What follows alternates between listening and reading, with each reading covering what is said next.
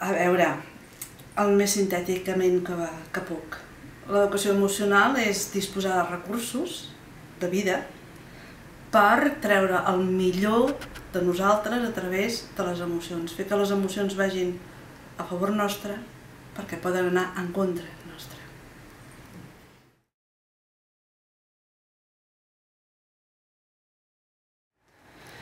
Sí, hi ha un primer aspecte fonamental que és el propi autoconeixement, la pròpia mirada interna.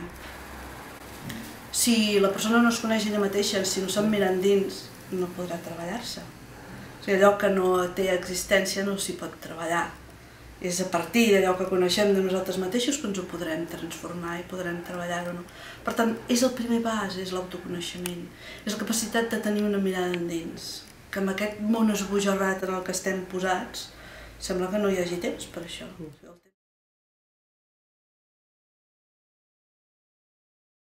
Parlar molt de les emocions, comunicar molt el que sentim, donar-los existència.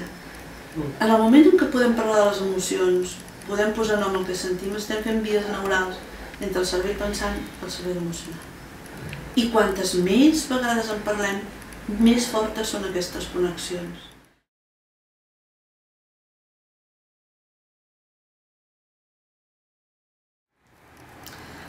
A veure, com he dit abans, és inqüestionable que els monitors d'esplai eduquen. Però cal tenir en compte que la majoria estan en unes edats que encara s'estan educant. Aleshores, fer aquest paper d'adult com de persona ja acabada, construïda, mentre que encara no ho està, és d'un creixement personal fantàstic i positiu i col·laboratiu, perquè està col·laborant amb la criatura i la criatura li fa un retorn, perquè allò que li retorna l'ajuda a créixer. D'aquí que crec que hi hauria d'haver-hi una formació profunda pels educadors i educadores d'esplai. I de tal manera que com a mínim tinguin consciència de qui sóc jo, què m'està passant i com això que m'està passant està influenciant amb la meva acció educativa. Perquè allò que no té existència no existeix. I si un no ha viscut tota aquesta dimensió no li donarà importància.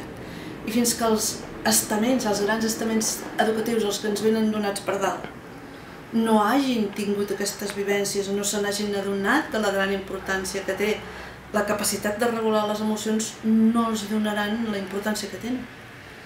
I per això brillant por su ausencia, com diuen en castellà, perquè no existeixen, és una cosa esotèrica, una moda, i en canvi en l'educació tenen molta importància.